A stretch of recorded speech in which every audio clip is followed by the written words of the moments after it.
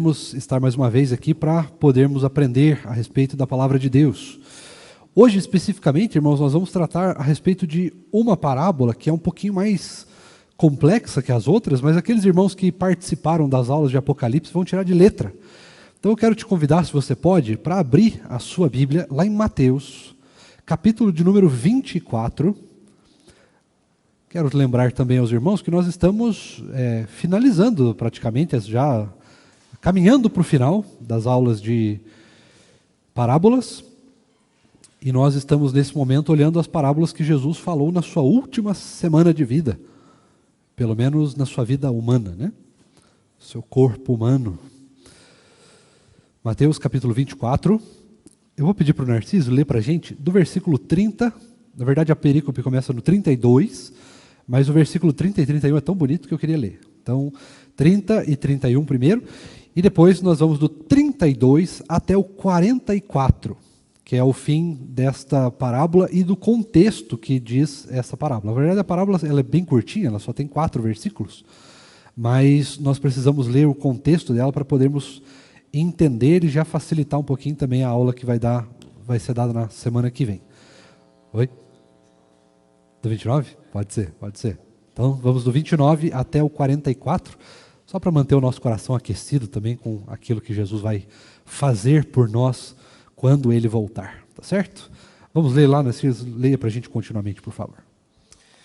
E diz assim a palavra de Deus, no Evangelho segundo Mateus, capítulo 24, a partir do versículo 29.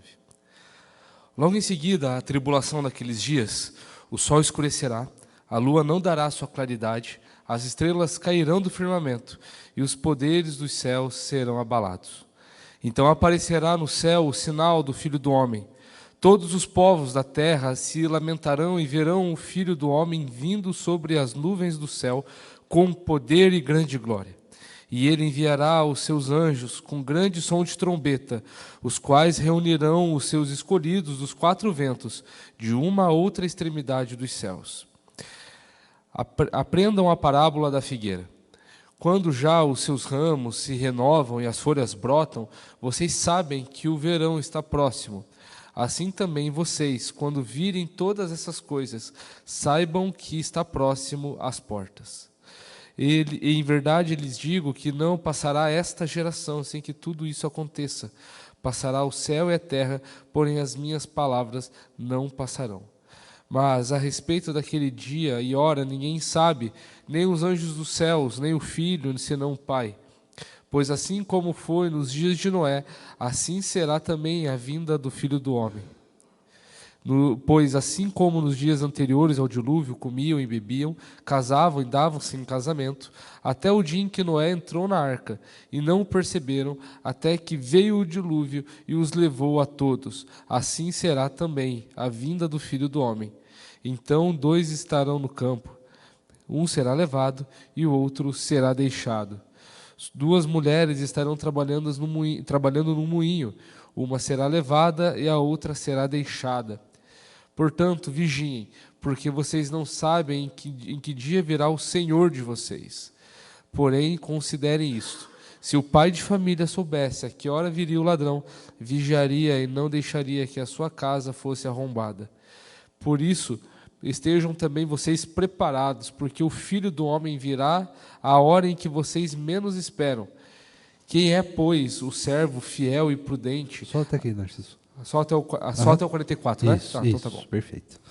Vamos orar, irmãos?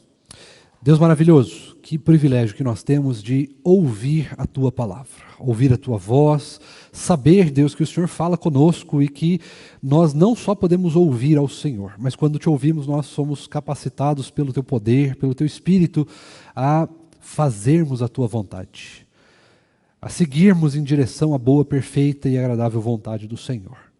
Louvado e exaltado seja o Senhor, Deus, pela Tua palavra, pela liberdade que temos de poder sermos instruídos nela e nos instruirmos uns aos outros.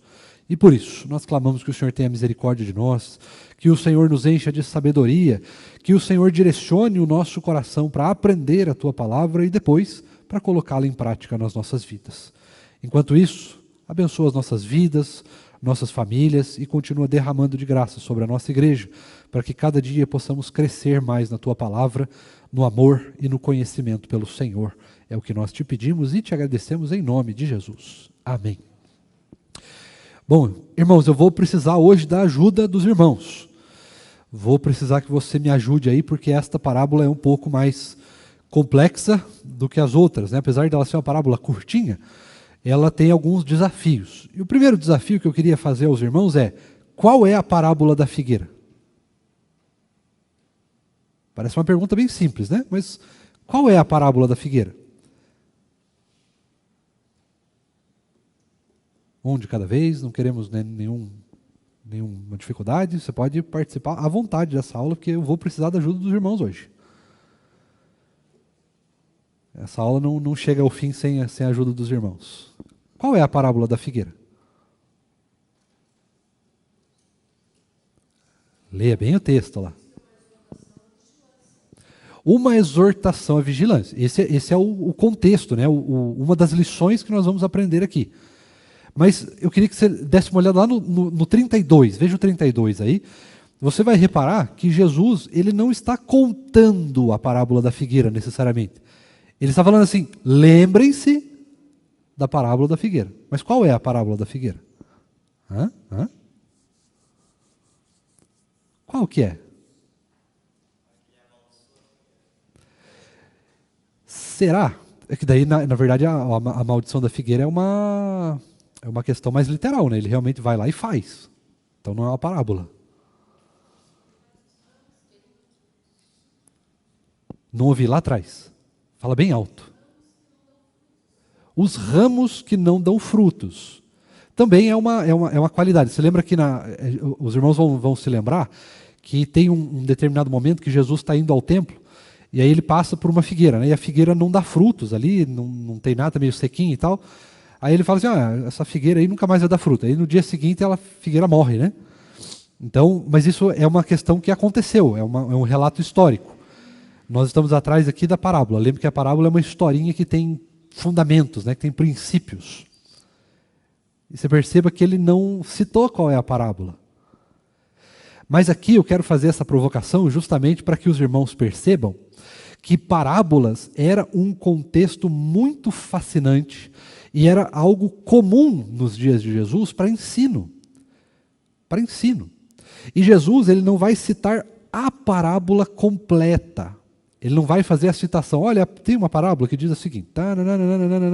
E a lição dela é... Ele vai citar para os discípulos: lembrem-se da parábola da figueira. Porque a figueira lembre-se também, que era um elemento cultural naquele povo. E não só cultural, mas era também, de certa maneira, um elemento espiritual. E esse elemento espiritual, ele tinha algumas características muito peculiares, porque ele apareceu várias vezes ao longo da história. E com certeza haviam histórias e citações e até mesmo ditados. Mas o que Jesus ele vai usar aqui, nesta pequena parábola, é a ideia de que algo muito comum, né, muito cotidiano, muito claro, muito absoluto, uma verdade inequívoca, né? Quando vocês passarem por uma figueira e olharem que os ramos dela já tem alguns brotinhos ali, então está chegando o verão. Essa é a ideia do texto para nós aqui. E aí nós temos, salvo engano, o que a Lúcia falou, no sentido de que esta parábola nos exorta a uma percepção da realidade. Essa percepção da realidade trata-se da vigilância.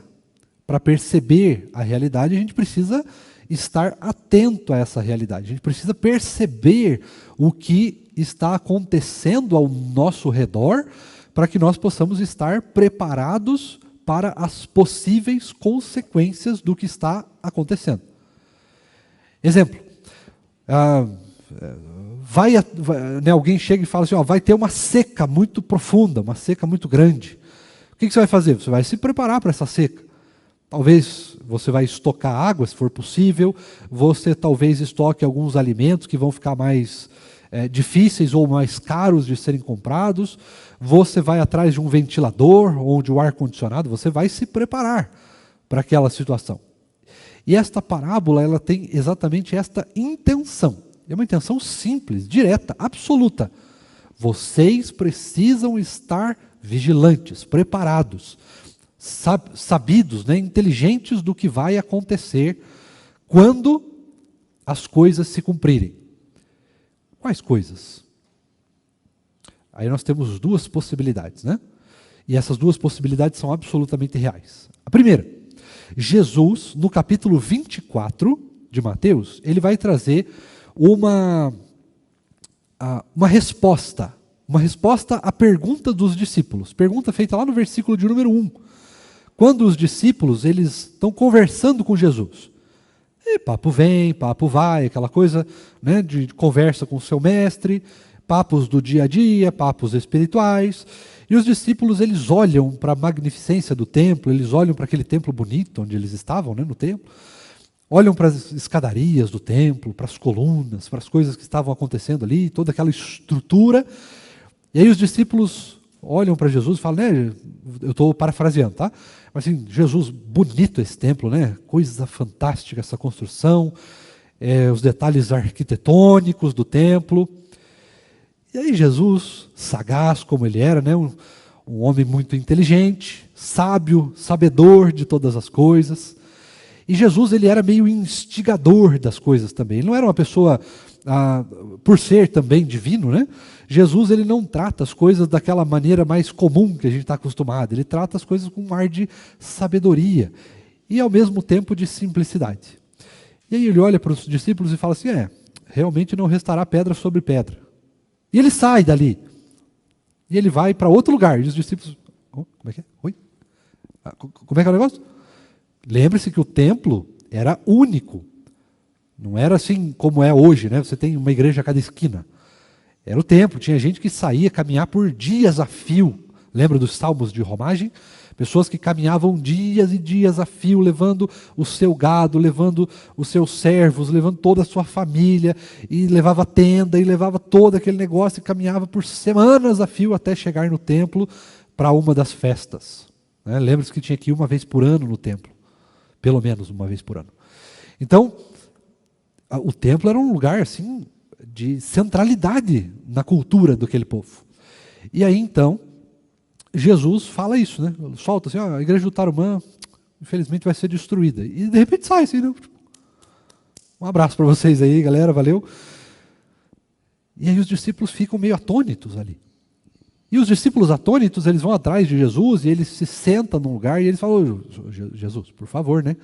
O senhor, por gentileza, explica para a gente melhor o que está acontecendo aqui, porque como assim não vai restar pedra sobre pedra? Não entendemos, explica um pouco melhor. E aí Jesus ele vai trazer duas ponderações a respeito do tempo, não do templo, mas do tempo. E ele vai fazer isso dividindo duas características. A primeira, ele vai falar sobre uma situação que foi cumprida, que aconteceu já no ano de número 70, depois de Cristo, quando um dos imperadores romanos invadiu a cidade de Jerusalém e destruiu o templo. Então a palavra de Cristo está cumprida, não restará pedra sobre pedra desta construção. Do templo ali construído naquela época, naquele jeito, de como estava acontecendo ali, literalmente. Então essa palavra está cumprida. Depois, o Senhor Jesus, dividindo esta situação, ele também está falando sobre a sua próxima vinda. Aquela que nós estudamos no livro de Apocalipse, e nós passamos por esse texto de Mateus 24 algumas vezes, para lembrar os irmãos de como seria esta próxima vinda de Jesus, essa que nós ainda estamos esperando, esta que ainda não aconteceu. Né? Nós estamos então esperando essa segunda vinda de Jesus, quando algumas outras coisas, algumas outras características do que Jesus falou nesse sermão escatológico vão ainda acontecer. Né? Algumas já aconteceram, outras ainda vão acontecer. O que já aconteceu? Até o ano 70. A profecia que foi feita até o ano 70 já está confirmada, está completa, absoluta, não tem mais o que se discutir sobre ela, está consumada, está completa. Aquelas que nós ainda estamos esperando, a volta do Senhor Jesus, a volta do Salvador, ainda irá acontecer. Portanto, nós estamos então na parábola que fala que os discípulos de Jesus precisam se preparar. Precisam se preparar para aquilo que vai acontecer. E nas duas instâncias. O que vai acontecer no ano 70, que eles não sabiam exatamente o ano, porque Jesus não falou, no ano 70, no dia tal, Jerusalém vai ser sitiada pelo imperador tal, e aí vocês precisam fazer isso, isso e isso. Ele não falou. Tanto a do ano 70 ele não falou, quanto ele não falou a respeito da sua segunda vinda. Ele não falou. E ele deixa muito claro, o dia e a hora pertencem ao Pai, ao Senhor Deus, a primeira pessoa da Trindade. Só o Pai sabe quando essas coisas vão de acontecer. Quais coisas? A primeira profecia do ano 70 e a segunda profecia da volta do Senhor Jesus. Tá? Não é para a gente ficar tentando adivinhar a hora. Correto? Não é para a gente tentar adivinhar a hora. O que é para a gente fazer? Estarmos preparados. Esta é a lição. Estarmos preparados. Tá? Vamos passar o texto um pouco mais rápido dessa vez, só para eu ir orientando os irmãos algumas coisas que são muito importantes para a gente consolidar alguma coisa. Até porque esse texto tem aquela famosa passagem, né, Narciso? Aquela passagem. Então, dois homens estarão trabalhando no campo. Um será levado e outro será deixado. E duas mulheres estarão trabalhando no moinho. Uma será levada e a outra será deixada. Então nós temos claramente aqui que na volta de Jesus nós teremos o arrebatamento. Então aqueles que são crentes vão ser levados para o céu automaticamente. E aqueles outros que não são crentes vão ficar. Nada a ver, né? Não tem nada, absolutamente nada a ver com isso. Mas nós vamos entender aquilo que Jesus está dizendo. Lembrando que esta parábola, esse texto está ligado com aquilo que aconteceu lá na época de Noé. Então vamos dar uma olhada nisso aí para a gente entender. Narciso, 32 para a gente, por favor. Já leu o 33 também. Aprendei, pois, a parábola da figueira. Quando já os seus ramos se renovam e as folhas brotam, sabeis que está próximo o verão. Assim também vós, quando virdes todas essas coisas, sabeis que está próximo às portas. Olha aí. Então está próximo. Próximo quanto? Não fazemos a menor ideia. Mas está próximo. Frente à eternidade, frente a todas as coisas, está próximo. Mas, pastor, estamos esperando há 2000 anos já. Mas aí é outro contexto, né? Porque o contexto primeiro que Jesus está falando aqui é o contexto do ano 70. Então, sim, estava próximo. Estava absolutamente próximo. Nada com que a gente tenha que fazer muitas rebuscagens teológicas. Estava próximo. Faltavam apenas 40 anos para acontecer. 30, do ano 30, lembra que Jesus estava com 30 anos. Aliás, com 33, na verdade, se jogar certinho, seriam 37, mais ou menos. Né? E aquela geração estava viva. A gente vai entender isso mais para frente. Então, nada aqui difícil de entender. O texto está falando sobre a primeira parte da profecia, a parte onde o templo cairia no ano 70 depois de Cristo. Tranquilo? Moleza, né? Agora, para nós está próximo. Cada dia que passa está próximo. Mas e se levar mais 3.000 anos? Ainda está próximo.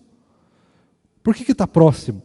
Porque o próximo não é apenas uma questão de continuidade temporal ou de proximidade temporal. O próximo significa que está próximo de nós também. Não é só uma localização temporal, mas está próximo não só de acontecer, está próximo de nós. Então, para nós, a volta de Jesus está sempre próxima. Por que está sempre próxima? Porque nós não sabemos o dia. Então pode ser agora. Não, não foi. Mas pode ser agora. Não, ainda não foi. Mas pode ser agora. Para nós é sempre isso. É sempre perto. É sempre próximo. Porque nós sempre precisamos estar preparados. Para quem está preparado, pode ser daqui 1 minuto. Mas pode ser que leve 3.000 anos. Pode ser, não sabemos, pode ser que leve 3.000 anos, eu acho que não, mas pode ser que leve 3.000 anos. Mas para nós, esta proximidade tem este sentido. Não é que vai acontecer daqui a pouco, mas é que nós estamos preparados. Então, se acontecer daqui a pouco, estamos próximos e estamos preparados. Tá? Não vai ser que nem o ladrão. Tá? Não vai ser que nem o ladrão. Mas a gente já vamos chegar lá. Vamos chegar lá. Vamos passar, Narciso, para o 34? Leia lá para nós.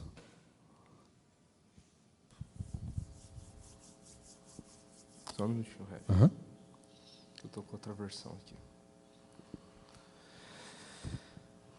Em verdade lhes digo que não passará essa geração sem que tudo isso aconteça. Opa! Aqui nós temos uma questão. A geração passou. Logo, Jesus é mentiroso, então, irmãos, fechem as Bíblias e vão embora. A palavra é mente. Não, né? Por quê? Porque nós já entendemos que esse texto está sendo aplicado para a profecia que foi feita no ano 70 e que já está cumprida. Não restará pedra sobre pedra. Ou seja, o templo de Jerusalém foi ou não foi destruído? Foi. Então essa profecia está cumprida. Não passará essa geração, não passou a geração deles. Certo? Porém, só um pouquinho. Porém, nós temos a seguinte característica. A palavra geração na Bíblia nem sempre se trata da geração imediata. Às vezes o Senhor está falando, por exemplo, do povo de Deus. Esta geração, como a geração dos eleitos. Qual é a geração dos eleitos? É a geração que está proposta antes da fundação do mundo. A geração dos eleitos. Em outros momentos, ele está falando sobre a geração imediata. Esta geração, nesse caso aqui, é esta geração, aquela lá. Aquela que estava viva naquela época. Esta geração passou, ponto. Então, a profecia está cumprida, está tudo certo. Agora, a geração que nós também olhamos para esse texto, quanto à volta de Cristo, esta geração não vai passar. Qual geração? A geração da igreja. Nós, os eleitos de Deus, o seu povo não vai passar. O seu povo permanecerá até a sua vinda, até que essas palavras estejam cumpridas. Tá certo? Narciso? É interessante que esse texto ele é a continuidade já imediata do capítulo 23, não é? É diferente daquelas passagens, tipo assim, 3 dias depois Jesus saiu da casa, né? Não, é a continuação imediata. Jesus ele está dentro do templo, no capítulo 23, ele está censurando os escribas e os fariseus, e ele termina esse discurso olhando para Jerusalém, né, que dentro daquele contexto de escambo, de compra, de ofertas e tudo mais, onde Jesus ele usa o azorrague ali para tirar todo mundo dali, né, os cambistas, e Jesus ele fala lá no finalzinho do capítulo 23, Jerusalém, Jerusalém, você mata os profetas e apedreja os que lhes são enviados. Isso que é a última parábola que a gente tratou, né? Quantas vezes eu quis reunir os seus filhos, como a galinha junta os seus pintinhos debaixo das asas, mas vocês não quiseram. Eis que a casa de vocês ficará deserta. É a profecia de Jeremias que Jesus está citando aqui, né? Pois eu lhes afirmo que desde agora não me verão mais, até que venham a dizer, bendito o que vem em nome do Senhor. Isso, ou seja, esse evento acontece logo do que Jesus vai contar agora, da grande tribulação e tudo mais, depois daqueles dias, na volta gloriosa de Jesus. Então é interessante ver isso, que a profecia do ano 70, Jesus estava mencionando justamente porque os apóstolos perguntaram ali no início do capítulo 24, quando que vão acontecer essas coisas, né? Da destruição do templo e do final do fim do tempo e da volta de Jesus, né? E Jesus ele tinha acabado de falar isso de Jerusalém está deserta aqui, né? Então são esses dois eventos importantíssimos dentro da história do povo de Deus que Jesus está contemplando aqui. Isso é importante frisar. Senão a gente vai ficar numa dicotomia. Ou é tudo para Jerusalém, tudo para judeu, como fazem os dispensacionalistas, que eles afirmam que Mateus 24 não é para a igreja o texto, ignorando que Lucas e Mateus e Marcos contam o mesmo texto. Exato. Eles falam isso. Aí lá eles falam que é para a igreja. Isso é um equívoco gigantesco, se não for para falar que é um erro, né? Ou você vai para o outro ponto, você fala assim que você é preterista totalmente. Jesus já voltou em algum momento e a gente nem viu, né? Então a gente não pode cair nessas polarizações. Uhum. Perfeito. Então você veja, estamos aqui na geração. A geração não passou, mas as palavras de Jesus permanecem, porque nós ainda estamos esperando a segunda parte dessa profecia, que é quanto à vinda do Filho do Homem. Tá certo? Vamos seguir? Narciso 35. Versículo 35. Passará o céu e a terra, porém as minhas palavras não passarão. Perfeito. Então, está aí, né? Passará os céus e a terra e a palavra não passará. Aqui nós temos dois sentidos da mesma maneira. O sentido de que esta profecia será cumprida, a parte dela será cumprida no ano 70, mas os céus e a terra não passarão até que o Filho do Homem venha. E aí toda a Escritura permanecerá completa e concluída. Certo? Aqui nada muito profundo a gente pensar. Vamos ao 36, direto. 36. Uhum. Vamos seguindo aos pouquinhos. Mas a respeito daquele dia e hora ninguém sabe, nem os anjos do céu, nem o Pai, nem o Filho, senão o Pai. Pois é. A respeito do dia ninguém sabe. Então não adianta a gente tentar imaginar. E aqui é muito claro, né? Porque quando a gente passa por qualquer tipo de conflito, por qualquer situação, por qualquer coisa que aconteça que seja um pouco mais grave, nós já estamos pensando, né? E agora? Agora acho que é a hora. Agora é agora. E isso aí faz, séculos que está acontecendo. Cada papa novo escolhido, será que esse é o anticristo? A cada situação de guerra, agora vai, agora acho que Jesus vai voltar. E a gente não sabe, não sabe. Então, normalmente, estas coisas acontecem, esse tipo de tentativa de adivinhar quando Jesus vai voltar, ou de tentar pensar quando será próximo a volta, ou quanto estará próximo a volta de Jesus, muitas vezes acontece porque, na verdade, nós não estamos preparados. Porque, afinal de contas, se nós estamos preparados, a gente não tem que ficar preocupado com a volta de Jesus. Afinal de contas, para nós, a volta de Jesus nada mais é do que a chegada do reino. A chegada final do reino de Deus. Né? O estabelecimento final, a completude final do estabelecimento do reino de Deus. Então, nada que nos assuste. Pelo contrário, nós nos tornamos mais alegres quando os sinais parecem cada vez mais evidentes, tá certo? Vamos ao 37. Pois assim como foi nos dias de Noé, assim será também a vinda do Filho do Homem. Como é que foi nos dias de Noé, irmãos? O que aconteceu? Quem que se recorda aí pra gente? Exato, perfeitamente. A vida seguia normal, como sempre seguiu, de repente vem o dilúvio. Houve até algumas características de não ser acreditado, Noé construindo a sua arca lá, e a vida segue normal, né? Segue absolutamente normal, não temos nada que nos preocupar. Ninguém sabia direito o que era chuva, tem essa possibilidade, muito real, na verdade, se a gente interpretar literalmente. Não, exatamente, eles moravam em outra circunstância, né?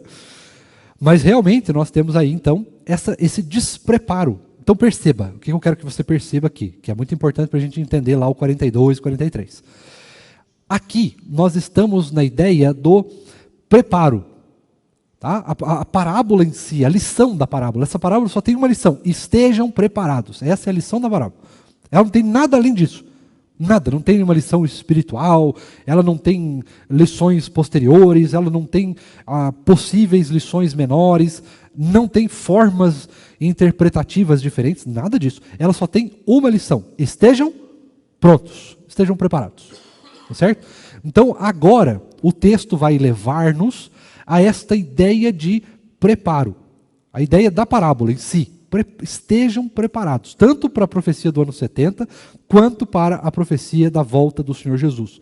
Estejam preparados, estejam preparados, estejam preparados. É nisso que o texto vai bater a tecla, né? Estejam preparados. Só isso. Então, como é que a gente vai entender aquele versículo de número 42 e 43? Diga, presbítero Paulo.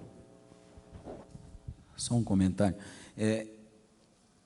O que nós precisamos entender e o que a parábola está nos trazendo também, que é sobre isso que estar preparado, que na época de Noé, houve toda a preparação também da arca, certo? A vida continuava como foi colocado, né? Mas Noé continuava pregando sobre o que iria acontecer, e ninguém dava bola para aquilo, e, na verdade, zombavam ainda. Uhum. Né? A parábola aqui, como o senhor já colocou para nós, está colocando, é que devemos estar preparados. Preparado contra o quê? As ciladas do inimigo e o julgamento, certo? Pelo menos é o que eu estou entendendo.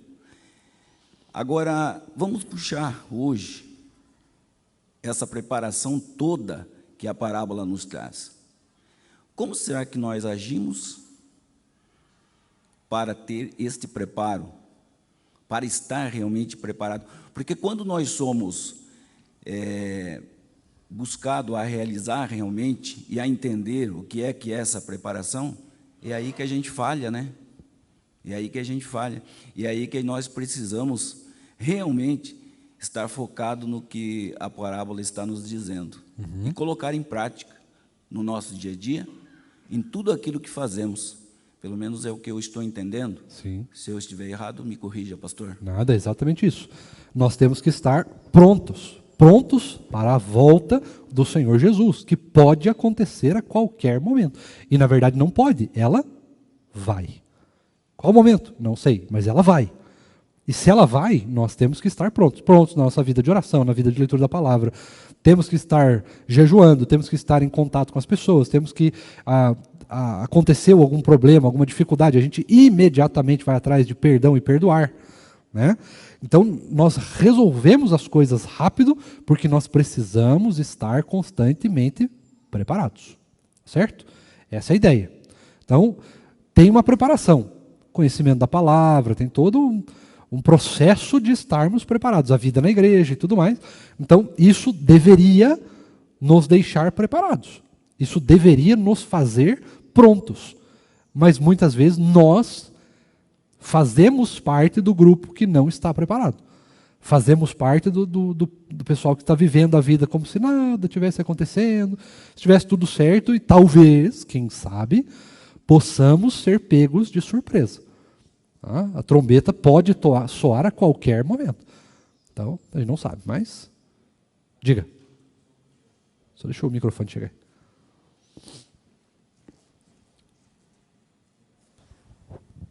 Então, pensando nessa observação feita pelo presbítero Paulo, eu lembrei aqui de 2 Pedro 3, que comenta sobre como as pessoas não estavam preparadas e, ao contrário, com uma atitude de insubordinação, de reverência, faziam chacota a respeito da volta de Jesus, que é o que se faz hoje em dia. As mídias todas aí fazem isso aí direto, né? E ele recomenda, vocês devem ser pessoas que vivem de maneira santa e piedosa, esperando e apressando a vinda do dia de Deus. Por causa desse dia, os céus incendiados serão desfeitos e os elementos se derreterão pelo calor. Nós, porém, segundo a promessa de Deus, esperamos novos céus e nova terra, nos quais habita a justiça. Por essa razão, amados, esperando essas coisas, esforcem-se para que Deus os encontre sem mácula, sem culpa e em paz. Depois, mais para frente, ele diz, vocês, meus amados, visto que já sabem disso, tenham cuidado para que não sejam arrastados pelo erro desses insubordinados e caiam da posição segura em que se encontrem. Quer dizer, nós precisamos também nos preparar, porque nós, de repente, podemos também nos deixar levar por essa insegurança e por essa descrença a respeito da promessa da volta de Jesus, né? Não, isso é absolutamente, porque nós estamos esperando. E se nós formos olhar, já passou tanto tempo, chega uma hora que até a gente fica meio, mas será? Será mesmo? E com certeza vai acontecer, isso faz parte da nossa, da centralidade da nossa fé, inclusive, em Cristo. A espera de que Cristo vai retornar. Ele vai voltar para nos buscar. Então, nós precisamos estar preparados. E lembre-se, isso daqui não é o apóstolo Paulo falando, não é outra pessoa falando, não é nem o próprio Mateus falando. São palavras do próprio Senhor Jesus que foram retratadas aqui. Tá? Foram retratadas aqui. Então, a possibilidade disso aqui estar certo, como estava a profecia do ano 70, que é basicamente o que está o texto de Mateus 24, né, a primeira parte, ela está cumprida, e ipsis literis, como Jesus falou. Né, o abominável da desolação, as profecias de Daniel que falam sobre o abominável da desolação, que não restaria pedra sobre pedra, que teria essa diáspora, né, dos judeus ali quando Jerusalém fosse sitiada.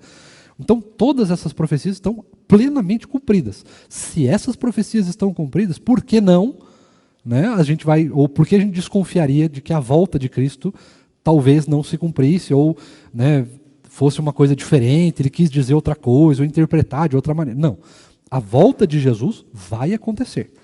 E para não sermos pegos de surpresa, precisamos estar preparados. Narciso, 38 para a gente.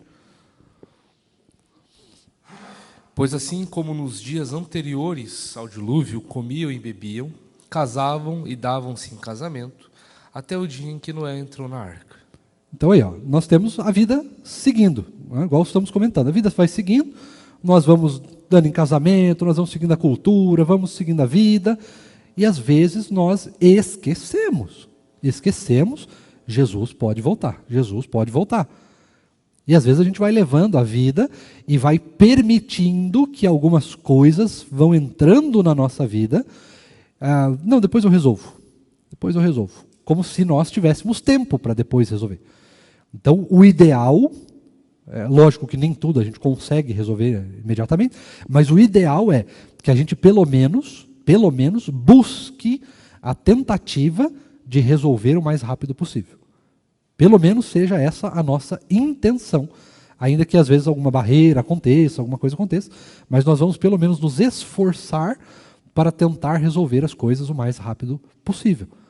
Tá? Então, se nós temos uma dívida com alguém, por exemplo, vamos tentar nos esforçar para resolver essa dívida. Ah, pastor, então o senhor está dizendo que se Jesus voltar, por causa da minha dívida, eu vou perder a salvação? Não.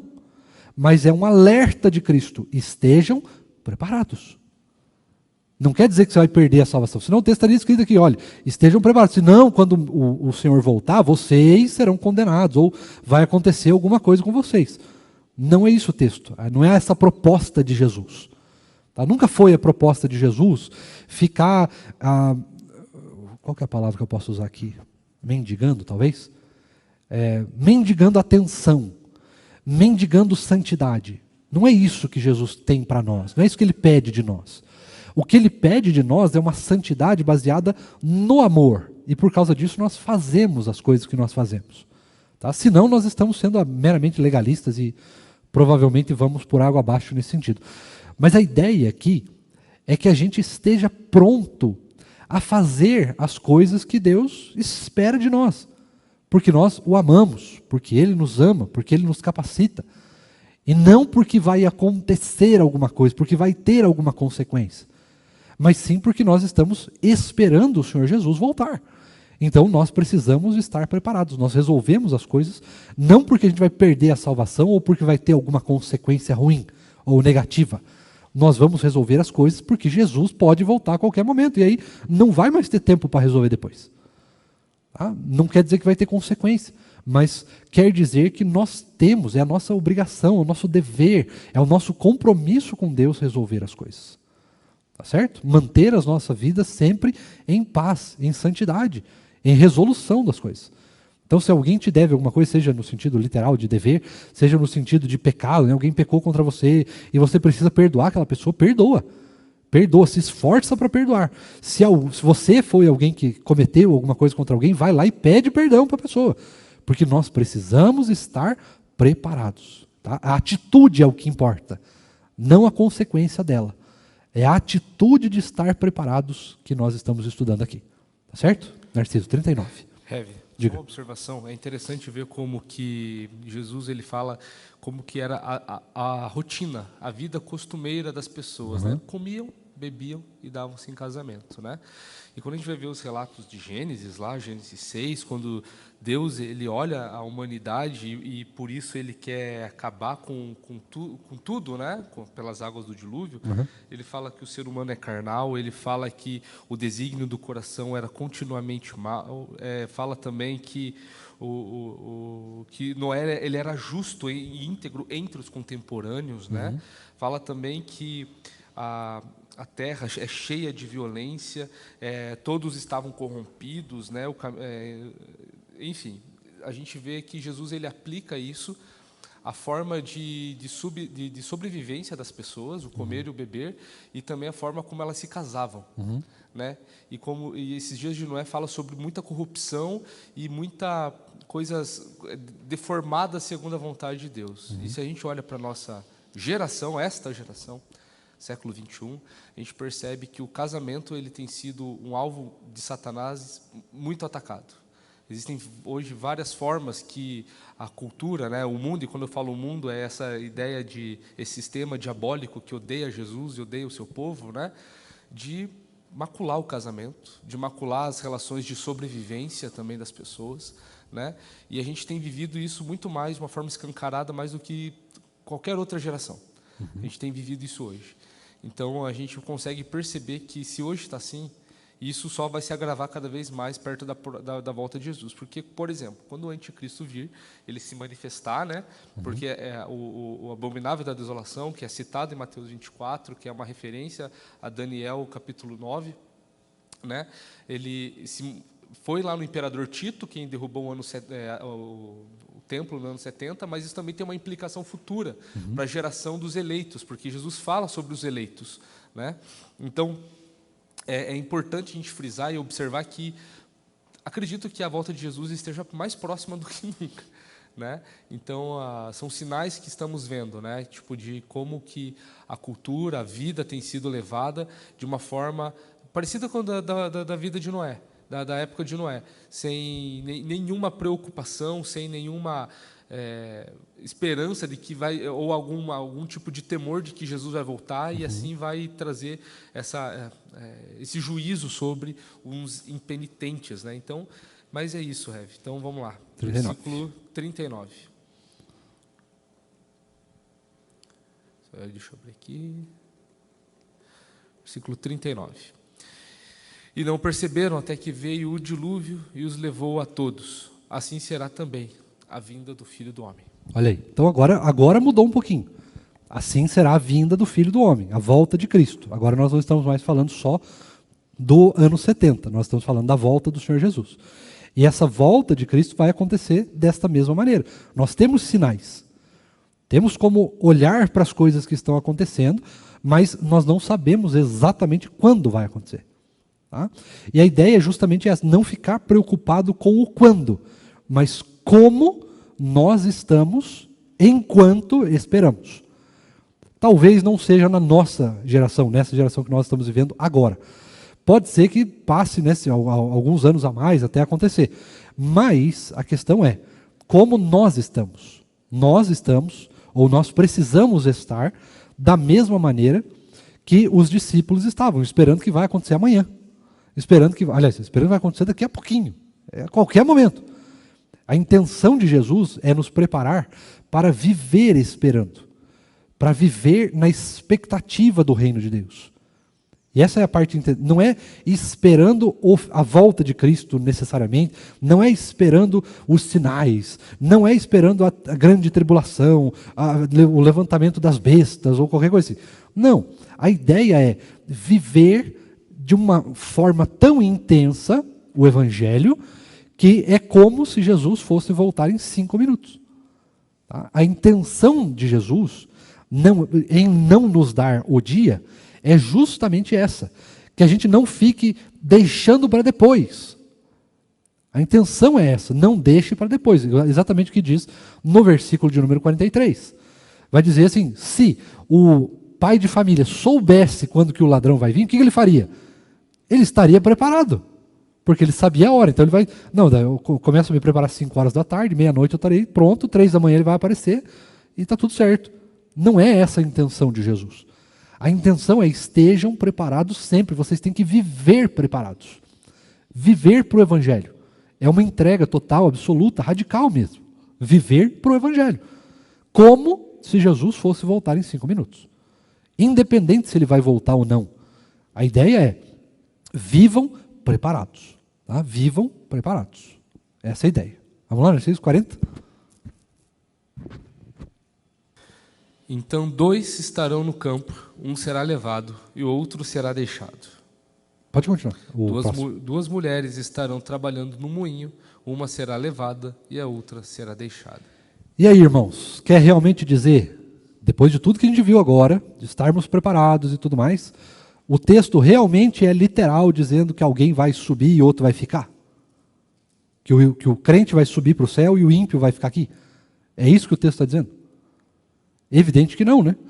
O texto está dizendo para nós a respeito de preparação.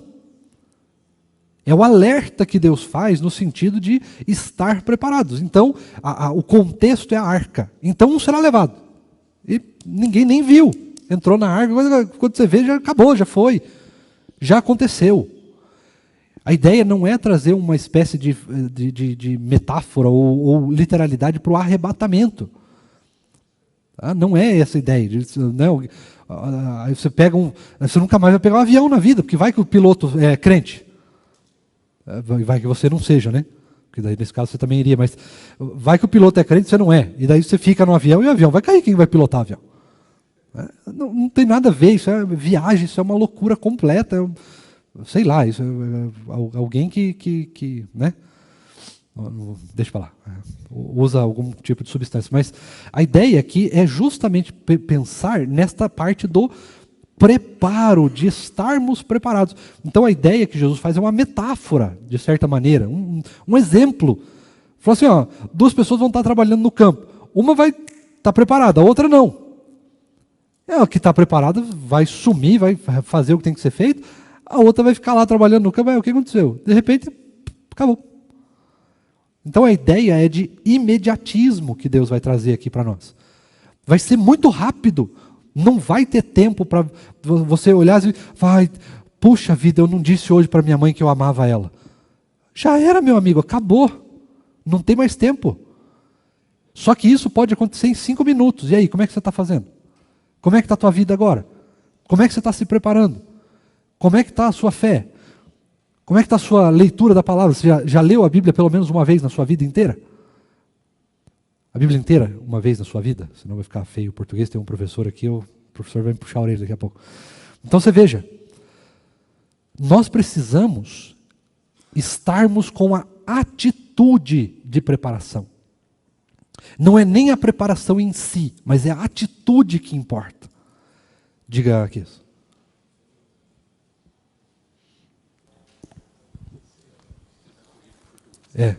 Vou levar o puxão de orelha agora. Com relação a essa atitude, eu lembrei aqui de Paulo, em 1 Coríntios 7. Ele diz o seguinte: o tempo se abrevia. Por isso, de agora em diante, não só os casados sejam como se não fossem casados, mas também os que choram como se não chorassem, os que se alegram como se não se alegrassem, os que compram como se nada possuíssem, e os que se utilizam deste mundo como se não fizessem uso dele. Porque a aparência deste mundo passa. O que eu realmente quero é que vocês fiquem livres de preocupações. Então, aqui, ele está aplicando com relação aos relacionamentos e tudo mais, mas também se aplica a todos nós com relação ao nosso apego a este mundo. Esse mundo que nós estamos vivendo é só uma sala de espera com relação àquilo que vem pela frente. Né? Isso. Exatamente isso.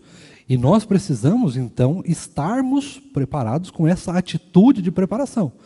E aí fica para nós esse, ainda que nós estamos estudando o texto bíblico em si, mas fica para nós essa ideia que se reflete mais na pregação, né, uma instrução pastoral para nós, de como está sendo a nossa preparação.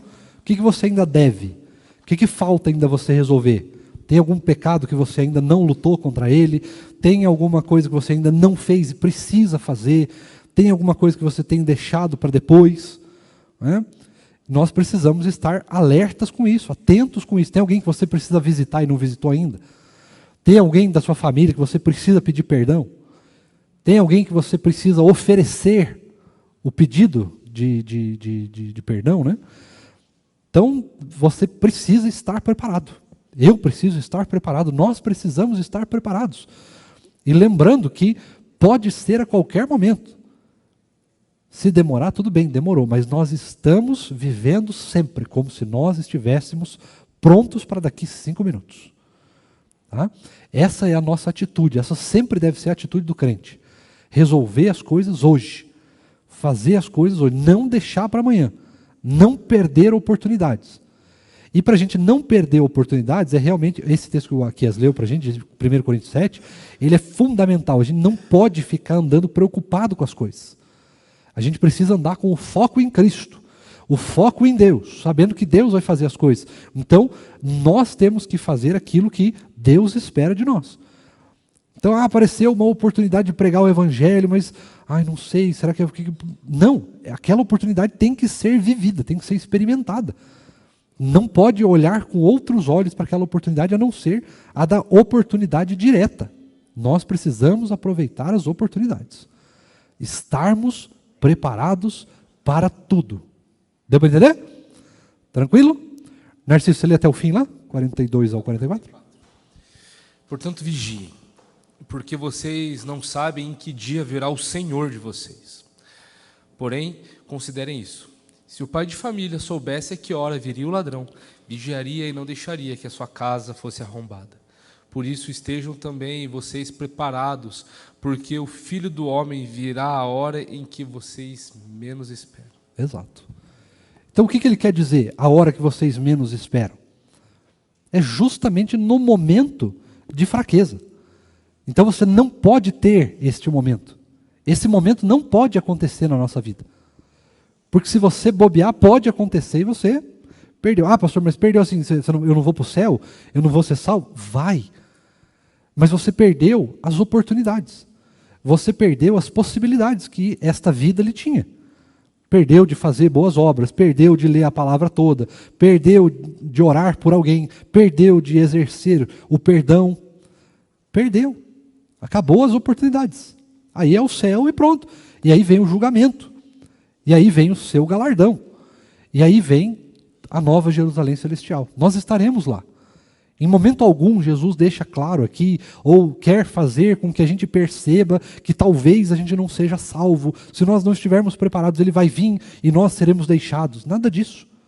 Nada disso. A ideia para nós é no sentido de que este momento de descontração, este momento de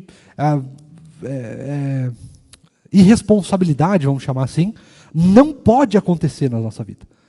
Ele não pode chegar, nós nunca podemos chegar nessa possibilidade de que talvez assim, não, de repente eu dei uma distraída ali, não, Jesus voltou. Esse momento não pode acontecer na vida do crente. Isso vai acontecer naqueles que não esperam a volta de Cristo. Mas para nós que esperamos, isso é absolutamente claro. O Senhor Jesus pode voltar a qualquer momento e por isso nós vivemos como se este fosse o último dia. Lembra Mateus capítulo 6, versículo 34?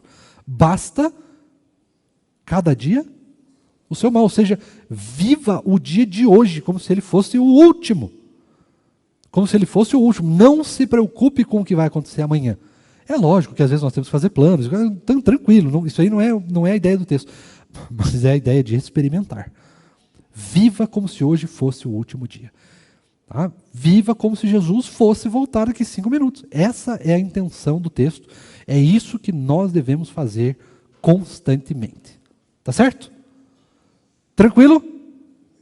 Quem me convida para um churrasco? Não. Né? O dia de hoje. Né? Então, é isso aí.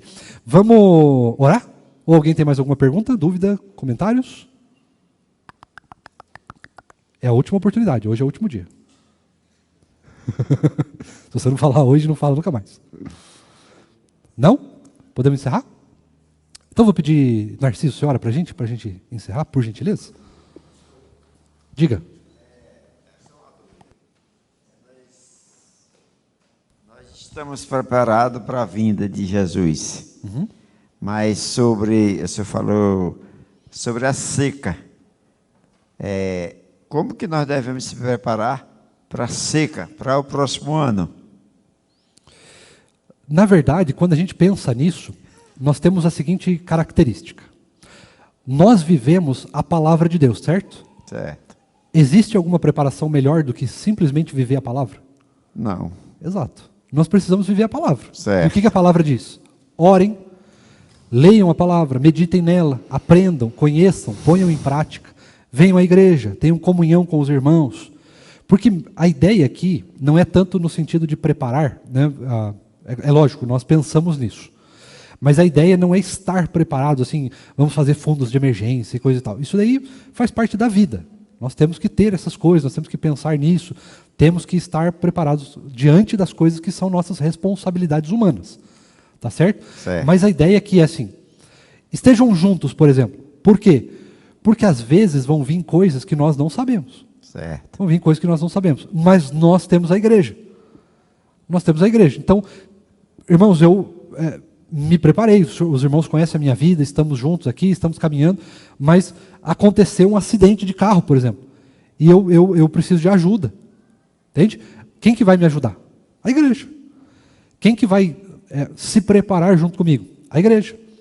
Então, quando nós olhamos para essa questão de preparação, a gente não precisa estar tão atentos assim à preparação. Porque nós seremos acolhidos pelo povo de Deus e a palavra nos orienta quanto àquilo que nós devemos de fazer. Então, eu diria que a melhor preparação que a gente pode ter para o ano que vem, para daqui 10 anos, para daqui 5 anos, para tudo que tem na nossa vida é nos prepararmos com a palavra. Certo, certo. Ela que vai dizer. Muito bem. Obrigado. Certo. É isso. Vamos orar, Narciso? Bondoso e querido Deus, louvado seja o teu nome pela salvação em Cristo Jesus, pela certeza de que o Senhor reforça e transborda o nosso coração também todos os dias. Que o Senhor continue a inundar, Pai, com a certeza da sua presença real conosco. Sabendo que aquilo que o Senhor falou, Pai, que estaria conosco até o último dia, é uma verdade. Por mais que os dias difíceis venham, por mais que os dias alegres que nos tentam a esquecer do Senhor venham também, que o Senhor sempre faça presença conosco e que o nosso coração esteja alinhado com essa vontade, vigiando, Pai, até esse dia glorioso da sua volta. Que nós não negligenciemos, Pai, os sinais da sua vinda, Deus, assim como nós aprendemos na sua palavra, assim como o Senhor nos fala na sua palavra, o Senhor nos dá, Senhor Deus, todos os indícios, todos os sinais do que vão acontecer, Pai, de que estão acontecendo também nesses últimos dias, Pai. Obrigado porque o Teu Santo Espírito é o selo desses últimos dias, assim como o Senhor também nos dá, Pai. Obrigado que é esse Espírito Santo que faz com que nós não saibamos orar, mas que nos corrige, Pai, e nos dá, Senhor Deus, e leva a adoração e a nossa oração ao Senhor e que Te agrada. Obrigado por isso também. Obrigado porque o Senhor tem nos sustentado em toda empreitada, Pai, sabendo que nós não estamos sozinhos. Obrigado pela vida da igreja, Pai, esse povo glorioso na terra, que é sal e luz do mundo, Pai, para que a glória do Senhor seja cada vez mais evidenciada e que cada vez seja mais agregada gente, Pai, de todo tipo, para fazer parte dessa alegria que vai ser a sua volta, Pai. Alegria para aqueles que creem, Pai, choro e pranto para aqueles que te zombam e que não dão importância para quem o Senhor é, a grandeza que o Senhor tem e a majestade que o Senhor tem também, Deus.